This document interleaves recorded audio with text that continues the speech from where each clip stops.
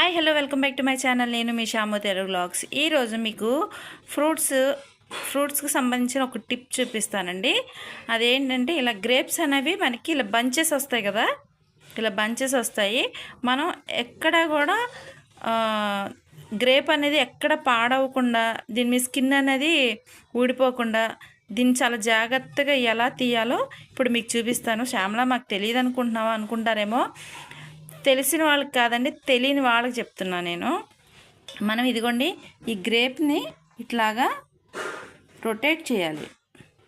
చూసారా, రొటేట్ చేయడం వల్ల మనకి స్కిన్ ఎక్కడ ఊడలేదు, చక్కగా నీట్గా ఇలా అండి చూడండి నీట్గా వచ్చేసింది అనమాట.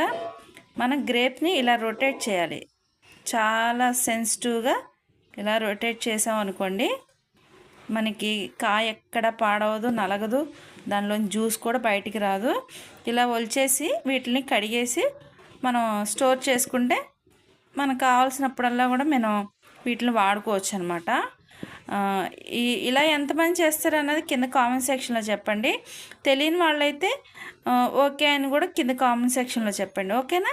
ఈ టిప్ నచ్చింది అనుకుంటున్నాను.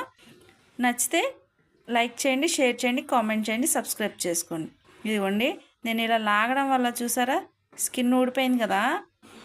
ఇలా లాగొద్దు. దీన్ని మనం మన రౌండ్ బాల్ని ఎలా తిప్పుతామో అలా తిప్పితే ఇట్లా వస్తుంది అనమాట. ఓకేనా? Thank you, bye.